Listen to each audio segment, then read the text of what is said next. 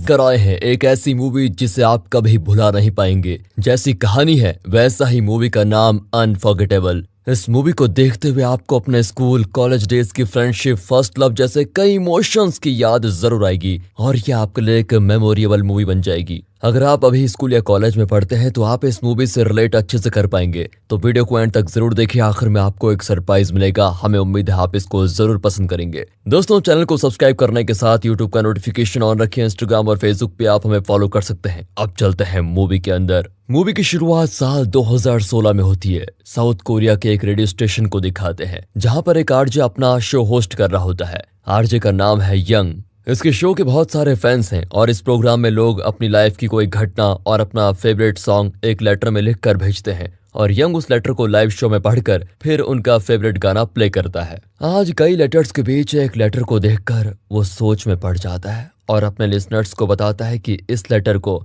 मेरे एक बहुत ही क्लोज फ्रेंड ने लिखा है। इसमें जो लिखा है वो मैं ऑलरेडी जानता हूँ क्योंकि यह हम 5 फ्रेंड्स के बीच की बात है। ये कहकर वो अपनी और अपने फ्रेंड्स की कहानी बताना करता है शुरू, जो 23 साल पहले शुरू हुई थी। सी शोर पर एक लड़की बोट का इंतजार कर रही है। इसका नाम है सुमी। दरअसल सुमी के फ्रेंड्स दूसरे शहर में हॉस्टल में रहकर पढ़ते हैं। सुमी अपने पैर की प्रॉब्लम की वजह से उतनी दूर नहीं जा पाती और फ्रेंड्स के बिना वो एकदम अकेली पड़ गई है। हर साल उसे समर हॉलिडेज का इंतजार करना पड़ता है। जब उसके सारे फ्रेंड्स यहाँ पर आते हैं तब वो एंजॉय कर पाती है। इस साल भी वो उन्हीं की राह देख रही होती है और तब एक बोट को देखते ही सुमी खुशी से झूम उठती है और अपने फ्रेंड्स को पुकारती है। ये उसकी फ्रेंड जिल है जो सुमी की आवाज को सुनकर हाथ हिलाकर चिल्लाती है, हम आ गए। उसके पास खड़ा है यंग जो इस कहानी को नैरेट कर रहा है। सुमी को देखते ही वो पानी में कूद पड़ता है और उसके पीछे जिल। सुमी भी पानी में कूद जाती है और स्विम करके जिल को हाई फाई देती है। और यह है डोय जो इसी फ्रेंड्स गैंग को बिलोंग करता है। वो सोचता है कि पानी में कूदूं या नहीं। यंग चिल्लाता है कि अबे कूद जा, डरता है क्या। ये सुनकर वो भी छलांग मार ही देता है। इस तरह चारों फ्रेंड्स का होता है रीयूनियन।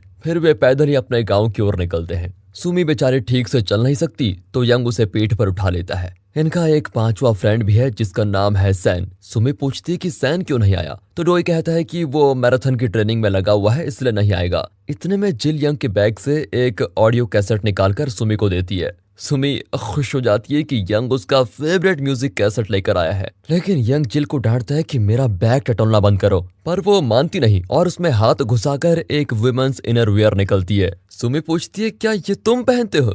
इस पर सभी हंस पड़ते हैं। यंग गुस्से में कहता है कि अगर ज्यादा मजाक किया तो पानी में फेंक दूंगा, समझी। सुमी कहती है कि अगर तुम्हारा पैर दुख रहा हो तो डोई मुझे उठाकर चलेगा। क्यों डोई, तुम उठा लोगे ना मुझे। वो भी सर हिलाता है पर यंग कहता है नहीं नहीं, मैं ही तुम्हें उठाकर लेके जाऊंगा। घर जाकर सुमी उस कैसेट को प्ले करती है, लेकिन उससे पहले वो एक आरजे की तरह अनाउंसमेंट करती है, वेलकम दोस्तों, स्वागत है आपका रेडियो जिंदगी 90.8 FM पर। मैं आपकी होस्ट सुमी आज आपके सामने पेश करने वाली हूँ एक बेहतरीन गाना आपके दिलों को पहुंचाने के लिए। तो यार गाना पूरी तरीके से आप उसको सुनकर फील कर सकते हैं। इस तरह अनाउंसमेंट करके वो फिर गाने को प्ले करती है क्योंकि उसकी एम्बिशन भी एक आरजे बनना है। उसके घर के बाहर यंग खड़ा होकर सुन रहा होता है। वो बहुत ही खुश है कि सुमी म्यूजिक को इतना एंजॉय कर रही है। दरअसल यंग सुमी को बहुत ही पसंद करता है। अगले दिन सभी चिकन खाने के लालच में मुर्गी पकड़ने निकलते हैं। अब सुमी जो दूसरों की तरह भाग तो नहीं सकती, वो एक जगह मुर्गी का वेट कर रही होती है और जैसे ही मुर्गी उसे क्रॉस करती है तो वो उसे पकड़ लेती है। फिर क्या, साथ में मिलकर चिकन डिनर। फिर सुमी यंग से टर्मिनेटर मूवी के बारे में पूछती है। यहाँ तो कोई थिएटर है नहीं, पर शहर में तो जरूर होंगे ना, तुमने तो मूवी देखी होगी। वैसे यंग ने वो मूवी देखी नहीं होती पर वो अपने आप ही झूठ कह देता है कि हाँ उतनी खास भी नहीं है, लेकिन तुम फिक्र मत करो सुमी, मैं तुम्हें मूवीज दिखाने लेके जाऊंगा। पर सुमी कहती है कि यार जब मेरा पैर ठीक हो जाएगा तो मैं खुद ही जाकर देख लूंगी। इतने में जिल उसे लेग पीस ला कर देती है। डोई कहता है कि उसे क्यों लेग पीस दे रही हो, फिर मैं क्या खाऊंगा। जिल कहती है ये मुर्गी सुमी ने पकड़ी है तो वही लेग पीस खाएगी, समझे, दूसरा लेग भी तो है, तुम उसे खा लो। इस तरह सभी मिलकर खाने जाते हैं तो पीछे से एक आवाज आती है, ओ अरे ये तो सैन है, तो मैराथन प्रैक्टिस करने वाला था। अरे वही तो प्रैक्टिस कर रहा था लेकिन पैर टूट गया तो उन लोगों ने मुझे भेज दिया और तुम लोग यहाँ मेरे बगैर चिकन खा रहे हो। ये कहकर वो दूसरा लेग पीस उठा लेता है। डोई रोता है कि थोड़ी देर बाद आ जाता तो लेग पीस मुझे मिल जाता। फिर पेट भर खाकर सभी बैठे होते हैं और सुमी का गाना सुनते हैं। सुमी बहुत ही अच्छा गाती है। फिर वो स्विम करने चली जाती है। वो भले ही ठीक से चल नहीं पाती लेकिन पानी में बहुत ही कंफर्टेबली स्विम कर पाती है। अब जिल गाना शुरू करती है तो डोई कहता है कि अरे चुप हो जाओ, कान से खून निकल रहा है, मेरी माँ बंद कर अपना बाजा। अगले दिन डोई के भाई पार्क ने एक नई बोट खरीदी होती है तो वे धूमधाम से उसे सेलिब्रेट करते हैं। डोई की माँ एक मिनट भी चुप नहीं रहती और गांव भर में ढिंडोरा पीट देती है कि ये देखो हमारी शानदार बोट। यहाँ यंग, सुमी, जिल और सैन सोचते हैं कि अब तो डोई बड़े बोट का ओनर बन गया, न जाने वो हमारे साथ पहले जैसा बिहेव करेगा या नहीं। तब सुमी कहती है कि मैं दूर के उस आइलैंड पर जाना चाहती हूँ। यहाँ एक बहुत ही खूबसूरत पहाड़ है, मैं पहाड़ के ऊपर की हवाओं को छूना चाहती हूँ, पर पता नहीं कैसे कर पाऊंगी। ये सुनकर यंग एक मस्त प्लान बनाता है और इस प्लान के अकॉर्डिंग वो पार्क की बोट चुराकर सुमी को उस आइलैंड पे लेके जाएगा। उसके दूसरे फ्रेंड्स भी सुमी के लिए ये प्लान सोच रहे होते हैं। उसी रात सब डिनर और एंजॉय करता है मस्त तरीके से। पार्क को तो खूब सारी शराब पिलाकर जिल उस नए बोट की चाबी उड़ा लेती है और डोई को देती है। वो चाबी को अपने पॉकेट में रख लेता है और मजे से डांस करता है। अब यंग सुमी को लेने जाता है पर वो तो सो रही होगी, उसे कैसे उठाऊं। तभी अचानक सुमी बाहर निकलती है और कहीं जाती है। यंग उसे फॉलो करता है तो देखता है कि वो एक छोटे बोट पर कहीं जा रही है। यंग उसके पीछे नहीं जाता क्योंकि वहां और कोई बोट नहीं होती। फिर वो सुमी के घर के आगे बैठकर उसका वेट करता है। दरअसल सुमी पास के आइलैंड में एक डॉक्टर को देखने गई थी। जब वो लौटती है तो पूछती है तुम यहाँ पर क्या कर रहे हो। यंग बताता है कि मैं तो तुम्हें लेने आया था पर तुम कहाँ गई थी। सुमी झूठ कहती है कि देखो बहुत गर्मी लग रही थी तो टहलने चली गई। लेकिन यंग बहुत परेशान होता है कि ये मुझसे झूठ क्यों बोल रही है। फिर भी वो बिना कुछ कहे सुमी को उठाकर नई बोट पर लेके जाता है। सुमी तो चौंक जाती है कि ये क्या चक्कर है। सारे फ्रेंड्स कहते हैं कि हम तुम्हें उस आइलैंड पे लेके जा रहे हैं, तुम टेंशन मत लो। डोई कहता है कि जल्दी करो वरना मेरे भाई का नशा उतर गया तो वो मेरी खाल उधेड़ेगा। डोई बड़े ध्यान से और धीरे से बोट चलाता है। फिर ये लोग कोई बटन प्रेस करके बोट को बड़ी फास्ट भगाते हैं। अगली सुबह वे आइलैंड पर पहुंच जाते हैं और सब उस पहाड़ के ऊपर चढ़कर बैठे होते हैं। जिल चिल्लाती है कि बड़े होने के बाद भी हम इस पहाड़ पर जरूर आएंगे। पर सबसे ज्यादा खुश तो सुमी है जो वहां की हवा को फील करती है। यहाँ पार्क अभी भी नशे में पड़ा हुआ है। उसकी माँ जगाती है कि किसने बोट चुरा ली है। वो कहता है कि वो चोर जरूर तुम्हारा छोटा बेटा ही होगा, उसे आने दो, मैं उसको मार डालूंगा। माँ कहती कि बेटा मारना मत, हम तेरे भाई को बेच देंगे। अरे चुप हो जाओ माँ, उससे खरीदेगा कौन। इस तरह माँ बेटा डोई के खून के प्यासे हो जाते हैं। लेकिन इस बात से बेखबर डोई यहाँ अपने फ्रेंड्स के साथ मजे करता है। जिल कहती है कि हम पढ़ लिख कर कोई नई जॉब करेंगे, पर तुम क्या बनना चाहती हो सुमी। सुमी कहती है कि इस पैर के साथ तो मैं कहीं नहीं जा पाऊंगी, पर मैं वैसे आरजे बनना चाहती हूँ ताकि मेरी आवाज दुनिया तक पहुंच पाए। बहुत देर बाद वे वापस आ रहे होते हैं तो देखते हैं कि डोई का भाई और माँ उन्हें डंडा मारने के लिए तैयार खड़े हैं। फिर क्या, सबको मुर्गा बनाकर उनको सुझा दिया जाता है। डोई को तो एक्स्ट्रा मार पड़ती है पर पार्क सुमी को कुछ नहीं करता। अपने फ्रेंड्स को बचाने के लिए सुमी पार्क के पैर पकड़ लेती है कि प्लीज उन्हें छोड़ दो, मैं ही वो आइलैंड देखना चाहती थी, इसलिए उन लोगों को बोट चुरानी पड़ी। ये कहकर सुमी बेहोश हो जाती है। पार्क घबराकर कहता है कि जल्दी उसे मेरी पीठ पर रखो, हमें उसे हॉस्पिटल ले जाना होगा। लेकिन यंग सुमी को उठाता है और चारों फ्रेंड्स वहां से चले जाते हैं। पार्क तो उसी पोजीशन में बैठा रह जाता है। सभी घबरा जाते हैं कि सुमी को क्या हो गया, लेकिन सुमी स्माइल कर रही होती है। दरअसल अपने फ्रेंड्स को बचाने के लिए उसने ड्रामा किया था। थोड़ी दूर जाकर वो एक जगह पर रुकते हैं तो सुमी सच बता देती है। डोई को सबसे ज्यादा मार पड़ी है इसलिए वो उस पर दवा लगाते हैं। उस रात सुमी अपने पापा से कहती है कि कल माँ की बरसी है तो क्या हम उनकी याद में कोई प्रार्थना नहीं करेंगे। उसके पापा कहते हैं कि तुम्हारी माँ बहुत ही अच्छी स्विम करती थी और मुझे नहीं लगता कि एक छोटी लहर आकर उसे बहा कर लेगी गई। वो मरी नहीं है बेटा, वो जिंदा है, इसलिए हम ऐसा कोई भी क्रियाक्रम नहीं करेंगे। तभी यंग सुमी के घर पर आता है और उसी वक्त सुमी कहीं जा रही होती है। यंग छुप कर उसका पीछा कर देखता है कि सुमी किसी लड़के से मिल रही है, शायद वो उससे प्यार करती होगी। ये देखकर यंग का दिल टूट जाता है और तभी उसका पैर दलदल में फंसता है। पर ये तो यंग का सपना है, वो सुमी से प्यार करने लगा है, इसलिए बड़ा परेशान है कि वो उस दिन कहाँ और किससे मिलने गई होगी। यंग उसके घर जाता है तो वो कहीं जाकर अपनी माँ के लिए कोई क्रियाक्रम करती है। वो रोती है कि पापा तुमसे बहुत प्यार करते हैं, इसलिए वो मानना ही नहीं चाहते कि तुम इस दुनिया में नहीं हो, पर मैं जानती हूँ कि तुम कभी वापस नहीं आओगी। अगर तुम कहीं से भी मेरी आवाज सुन रही हो माँ, तो मैं बताना चाहती हूँ कि मैं बहुत ही खुश हूँ, तुम मेरी फिक्र मत करना। ये सब सुनकर यंग का दिल भी भारी हो जाता है और वो वहां से चला जाता है। अगले दिन सुमी फिर उस डॉक्टर के क्लिनिक में जाती है, जहाँ वो क्लिनिक का थोड़ा बहुत काम तो कर लेती है। तभी यंग और उसके पापा वहां पर आते हैं। यंग के पापा डॉक्टर से कहते हैं कि अब तक आप यहाँ के लोगों की बड़ी सेवा कर रहे थे, लेकिन आप तो जल्दी शहर जाने वाले हैं, उसके बाद न जाने हमारा क्या होगा। ये सुनकर सुमी परेशान हो जाती है और बाहर जाकर खूब रोती है। यंग पूछता है कि तुम्हें क्या हुआ। वो कहती है कि बहुत धूप है ना, इसलिए मैं थोड़ी थक गई हूँ। सुमी बताती है कि पास के टाउन में चल रहे म्यूजिक कंपटीशन में मैं गाना चाहती हूँ, लेकिन इस हालत में मैं उतनी दूर नहीं जा पाऊंगी। अब यंग कहता है कि हद हो गई यार, पहले क्यों नहीं बताया, चलो मेरी पीठ पर बैठो। ये कहकर वो सुमी को उठाकर लेके जाता है और एक गाड़ी में बैठाकर उसे खींच लेता है। रास्ते में डोई का घर आता है तो उसे भी वो आवाज देता है। डोई तुरंत बाहर आ जाता है। यंग बताता है कि सुमी उस सिंगिंग कंपटीशन में गाना चाहती है, तू जाकर बाकी फ्रेंड्स को बता दे और सभी को साथ ले आ, समझे। जिल अपने खेत में काम कर रही होती है, लेकिन डोई की आवाज को सुनकर वो भी भाग कर आती है और सन को बताती है। वो बेचारा बाल धो रहा होता है, लेकिन बीच में ही सर पहुंचकर अपनी वॉकिंग स्टिक लेकर भागता है। वो भूल गया था कि उसके पैर पर पट्टी बंधी हुई है। इस तरह ये चारों मिलकर अपनी फ्रेंड की ख्वाहिशें पूरी करने के लिए एक हो जाते हैं। सुमी बहुत ही खुश होती है कि उसके इतने अच्छे फ्रेंड्स हैं। उसने एक शब्द कहा और वे पूरे सब कुछ करने के लिए मान गए। अब सैन कहता है कि इस तरह चले तो कंपटीशन खत्म हो जाएगा। ये कहकर वो अपनी पट्टी खोलता है और शॉर्टकट से उस जगह जाकर कंपटीशन को डिले करने का प्लान बनाता है और कहता है कि तब तक तुम वहां सुमी को लेकर आ जाओ। फिर वो भागता है और उस वेन्यू पर पहुंच जाता है। वहां वो होस्ट का माइक छीन लेता है और मैराथन रेस की तरह पानी वानी पीकर उस जगह में चक्कर लगाने लगता है। कुछ देर में वे सुमी को लेकर आ जाते हैं तो सैन माइक वापस करके कहता है, सॉरी सर, मैं मैराथन की प्रैक्टिस कर रहा था तो गलती से आपका माइक मेरे हाथ में फंस गया। फिर क्या था, सुमी गाना गाती है और इतना अच्छा गाती है कि उसके फ्रेंड्स ही नहीं, ऑडियंस भी खुशी से नाचने लगते हैं और सुमी को ही फर्स्ट प्राइज मिलता है। अगले दिन यंग के घर के आगे सुमी का फर्स्ट प्राइज रखा होता है। यंग अपनी माँ से पूछता है कि सुमी का फर्स्ट प्राइज यहाँ कैसे आया। वो बताती कि सुमी देकर गई है बेटा। वो कह रही थी कि उसने प्राइज के लिए नहीं गाया, वो सिर्फ अच्छा गाना चाहती थी और वो तुम्हारी वजह से गा पाई, इसलिए उसने तुम्हें ये दे दिया। यंग देखता है कि फर्स्ट प्राइज एक टेप रिकॉर्डर है। वो उसे एक पुरानी बोट में लेके जाता है और वहां एक रेडियो स्टेशन की तरह सेट करता है।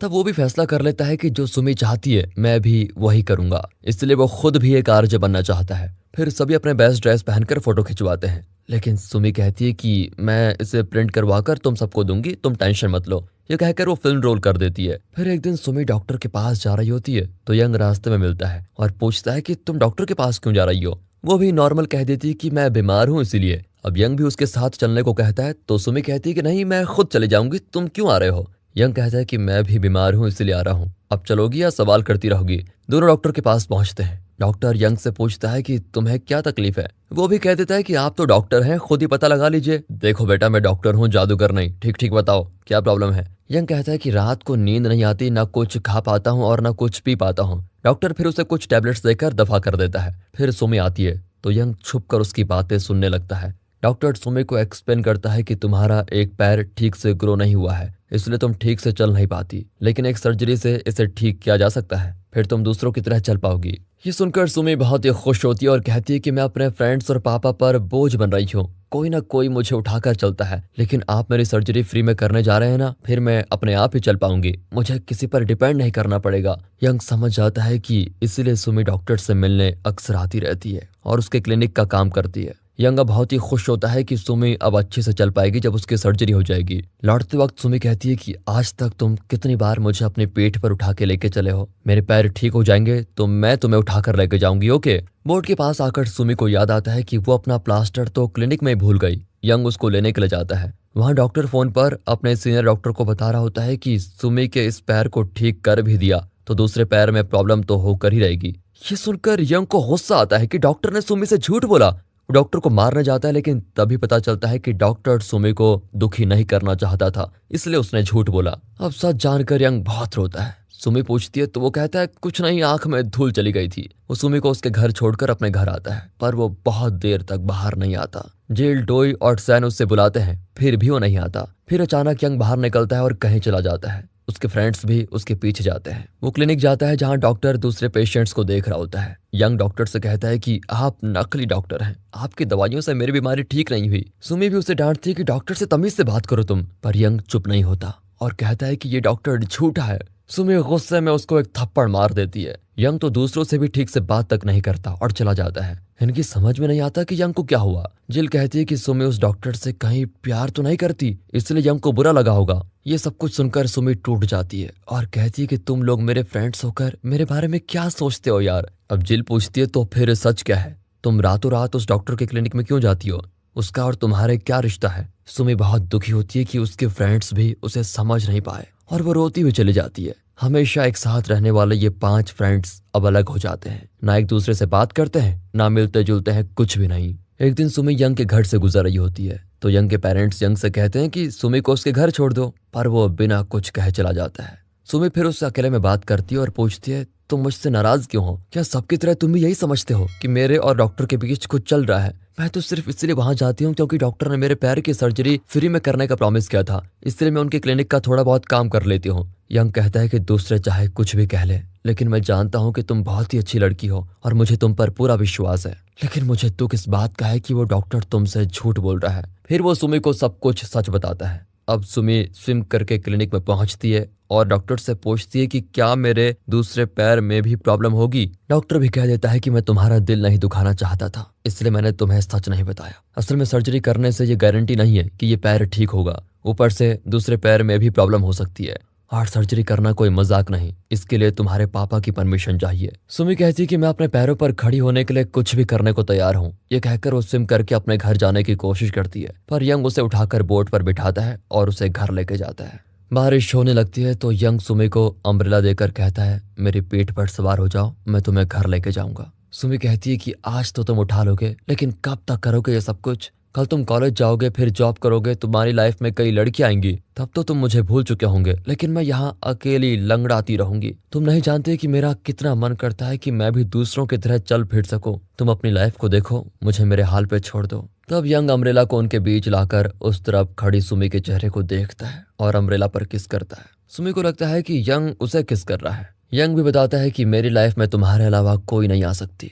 तुम क्या समझती हो कि मैं तुम्हें अपने पेट पर उठाकर चलता हूँ? नहीं सुमी, हर बार मैं तुम्हें अपने दिल में उठाकर चलता हूँ और मैं अपनी पूरी लाइफ यही करूंगा। मैं सिर्फ और सिर्फ तुम्हारे साथ खुश रह सकता हूँ और तुम मेरे साथ। ये सुनकर सुमी की खुशी का ठिकाना नहीं होता। फिर यंग सुमी को उठाकर उसके घर लेके जाता है। रास्ते भर दोनों कुछ नहीं कहते, लेकिन उन दोनों के दिल लगातार एक दूसरे से बात कर रहे होते हैं। सुमी को घर छोड़कर यंग चला जाता है। सुमी के पापा सर्जरी के लिए मना कर देते हैं क्योंकि इससे उसका दूसरा पैर भी खराब हो सकता है। सुमी कहती है कि अगर मेरे दोनों पैर खराब हो जाएं तो मुझे मार डालिए पापा, पर मुझे सर्जरी करवानी है। इस पर वो गुस्से में सुमी को थप्पड़ मार देते हैं। अगले दिन सुमी कहीं नजर नहीं आती। यंग, डोई, जिल और सैन उसे हर जगह ढूंढते हैं। सुमी के पापा को लगता है कि शायद वो समुद्र में कूद गई, इसलिए एक टीम उसे पानी में सर्च करती है। यंग कहता है कि सुमी इतनी कायर नहीं है, वो और कहीं गई होगी, आप प्लीज ये सर्च रुकवा दीजिए। तभी वो चिल्लाते हैं कि सुमी यही है और वो मर गई है। वो स्विम कर सकती थी पर वो जानबूझकर यहाँ अंदर डूब गई। हम उसे रस्सी से निकालने की कोशिश कर रहे थे, लेकिन रस्सी एक जगह फंस गई और उसे बाहर नहीं निकाल पा रहे हैं। ये सुनकर यंग की आंखों के सामने अंधेरा छा जाता है। वो पानी में कूदने जाता है तो उसकी माँ रोकती है क्योंकि वो बहुत ही खतरनाक जगह है। लेकिन यंग ने सुमी को प्रॉमिस किया था कि वो हर हालत में सुमी को प्रोटेक्ट करेगा, इसलिए वो खुद पानी में डाइव करता है और थोड़ी गहराई में सुमी को देख भी लेता है। वो सुमी को सीने से लगा लेता है और उसकी रस्सी खोलकर बाहर लेके आता है। जिल उसे उठाकर रोती है कि हमेशा तो बेहोश होने की एक्टिंग करती रहती थी, एक्टिंग बहुत हो चुकी है, अब उठ जाओ, ये एक्टिंग कराई है, थोड़ी देर में उठ जाएगी। इस तरह सबको बताकर वो बहुत रोती है। बाकी लोग भी बहुत दुखी हो जाते हैं। इस गाँव में मरने वालों को पहाड़ के पास दफनाया जाता है, पर सुमी के फ्रेंड्स कहते हैं कि हमारी सुमी को कुछ नहीं हुआ, उसे कहीं मत लेके जाइए। पर गांव के बड़े समझाते हैं कि हम तुम्हारा दुख समझ सकते हैं, लेकिन ये हमारा ट्रेडिशन है। यंग कहता है कि ठीक है, लेकिन हम अपने तरीके से उसका फ्यूनरल करेंगे। वह सुमी के पापा से भी रिक्वेस्ट करते हैं तो वो मान जाते हैं। इतने में डॉक्टर सुमी का डेथ सर्टिफिकेट लाता है। टो चिल्लाता है कि सब तुम्हारी वजह से हुआ, तुम पहले उसे सच बता देती कि उसका पैर ठीक नहीं हो सकता तो आज हमारी सुमी हमारे साथ होती। यंग गुस्से में डॉक्टर को मारता है और वो नीचे गिर जाता है। तभी कुछ फोटोज नीचे गिरते हैं जो डॉक्टर इन्हें देने के लिए आया है। दरअसल सुमी ने उस फिल्म रोल को इसी डॉक्टर के पास दे रखा था ताकि इस शहर में उसे प्रिंट करवा के ला सके। फोटो को देखकर फ्रेंड्स का दुख और बढ़ जाता है। वे सुमी का फ्यूनरल करते हैं। डोई कोई मंत्र पढ़कर बैल बजाता है। जिल कहती है तुम गलत गा रहे हो। डोई भी गुस्से में ताना मारता है कि हाँ मैं गलत गा रहा हूँ और अगले साल अच्छे से प्रैक्टिस करके तुम्हारी माँ के फ्यूनरल में ठीक से गाऊंगा। अब जिल भी गुस्से में चिल्लाती है कि अपना मुंह बंद करो। अच्छा मैं मुंह बंद करूँ? मुंह तो तुमने उस दिन खोला था जिल, जिसकी वजह से दुखी होकर सुमी ने खुदकुशी कर ली। जिल भी चिल्लाती है कि क्या सिर्फ मैंने ऐसा सोचा था? तुम दोनों भी तो चुप खड़े थे। इस बात पर दोनों की लड़ाई हो जाती है। जिल बहुत रोती है कि मेरी वजह से वो मर गई। उनके पेरेंट्स उन्हें खाना देने आते हैं तो वे चिकन खाते वक्त सुमी की याद करते हैं क्योंकि वे सब मिलकर चिकन पकाकर खाते थे। अब सब कुछ खत्म हो चुका है। वे सुमी के मृत शरीर को लेकर उसकी पसंदीदा चीजों के साथ उसकी फोटो लेकर जा रहे होते हैं और उनके पीछे पूरा गाँव चल रहा होता है। इन चारों के दिलों में अब सिर्फ सुमी के साथ बिताए हुए खुशी भरे पलों के अलावा कुछ नहीं होता। एक जगह वे सुमी को दफना देते हैं, पर वे एक्सेप्ट नहीं कर पाते कि अब सुमी हमारे साथ नहीं है। वे साल में एक बार 1 महीने के समर वेकेशन पे यहाँ पर आते हैं, क्योंकि उनके आने से पहले ही हमेशा सुमी सी शोर पर उनका इंतजार करती थी। पर अब इन चारों के लिए इस गाँव में आने की कोई वजह नहीं होती। सब अलग अलग जाकर पढ़ते हैं और उतना ज्यादा टच में नहीं रहते।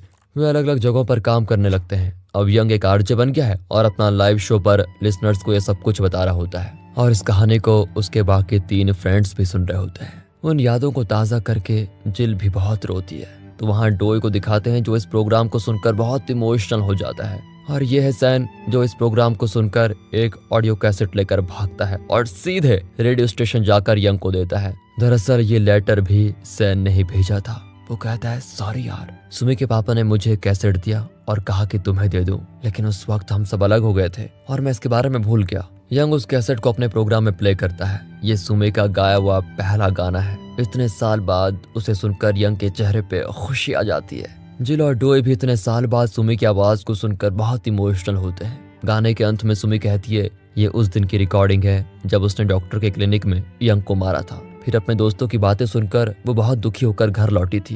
वो कहती है कि कई दिन बाद हम पांचों के बीच झगड़ा हुआ, पर मुझे मेरे फ्रेंड्स की बातों का बुरा नहीं लगा, क्योंकि वे मेरे बेस्ट फ्रेंड्स हैं। वे मेरी फिक्र करते हैं। मेरी लाइफ के हैप्पीएस्ट डेज सिर्फ उन्हीं के साथ बीते हैं, और आगे भी चाहे कोई कुछ भी कह ले, ये 4 मेरे सबसे बेस्ट फ्रेंड्स रहेंगे, हमेशा हमेशा के लिए। ये लोग ही तो मेरी फैमिली है। मेरी फ्रेंड जिल तो मुझे मेरी माँ की तरह प्यार करती है, और अगर मेरा एक नटखट छोटा भाई भी होता तो वो जरूर डोई की तरह होता। सैन तो मुझे अपनी छोटी बहन जैसा प्रोटेक्ट करता है, और मेरा सबसे प्यारा यंग, मैं चाहती हूँ कि वो हमेशा मेरे साथ रहे। तुम 4 ही तो मेरी दुनिया हो। मैं तुम लोगों से मिले बगैर नहीं रह सकती। मैं तुम सबको कल मिलने आऊंगी। यहाँ पर ऑडियो कट हो जाता है। चारों फ्रेंड्स अपने इमोशंस कंट्रोल ही नहीं कर पाते। दरअसल इस रिकॉर्डिंग के बाद अगले दिन सुमी यंग से बात करने गई, और यंग ने उसे बता दिया कि डॉक्टर ने झूठ बोला था, और वहीं से सारी प्रॉब्लम शुरू हुई। इस ऑडियो को सुनने के बाद चारों फ्रेंड्स फिर से एक होने का फैसला करते हैं। यंग और सैन तो साथ हैं, और तभी वहां पर एक स्टाइलिश कार में डोई आता है। ये दोनों उसका मजाक उड़ाते हैं कि तू तो बड़ा स्टाइलिश निकला यार। हाँ, वो तो मैं पैदाइशी स्टाइलिश हूँ, लेकिन जिल कहाँ है? पीछे से आवाज आती कि बॉयज तुम लोग लेट हो, मैं कब से बोर्ड पर इंतजार कर रही हूँ, चलो जल्दी। अब चारों फ्रेंड्स बोर्ड पर अपने गाँव जाते हैं। घर जाने से पहले वे सुमी की समाधि पर जाते हैं। उस दिन इन लोगों ने जो ग्रुप फोटो ली थी वो इन सबके पास है। उन फोटोज को सुमी की समाधि पर रखकर वो वहीं लेट जाते हैं। जिल कहती है, सुन रही हो सुमी, मैं थोड़ी बूढ़ी हो गई हूँ। डोई कहता है कि हाँ सुमी, जिल और मेरी नानी में फर्क ही नहीं दिख रहा है। इस तरह इस गम में एक दूसरे के साथ हंसी मजाक करते हुए ये खुश हो जाते हैं। फिर यंग उस आइलैंड के पहाड़ पर जाकर बैठता है जहाँ पर वो एक बार सुमी को लेके गए थे। वो अपना हाथ फैलाकर वहाँ की हवा को फील करता है। उसे फील होता है कि सुमी यहीं आसपास बैठकर इस हवा को छू रही है, और सच में सुमी की आत्मा यंग को देखकर बहुत खुश होती है। और दोस्तों, मूवी का अंत करने से पहले आपको बता दूं कि हमारा एक और चैनल है जहां पर हम मूवी रिव्यूज करते हैं, मूवी थ्योरीज की बात करते हैं, जितनी भी असम्पशन है उनकी बात करते हैं। तो आपसे गुजारिश है कि उस चैनल को सब्सक्राइब करें, हमारे साथ बने रहिए। चैनल का नाम है मूवीज वेदर। बाकी लिंक आपको नीचे डिस्क्रिप्शन में मिल जाएगा। और इसी के साथ ये मूवी यहाँ पर खत्म होती है। तो दोस्तों, आपको ये मूवी कैसे लगी? वीडियो को लाइक कीजिए, चैनल को सब्सक्राइब, और अगर एक्सप्लेनेशन अच्छा लगा हो तो ज्यादा से ज्यादा शेयर करें। वीडियो को लाइक कीजिए। मिलते हैं अगली वीडियो में, तब तक के लिए गुड।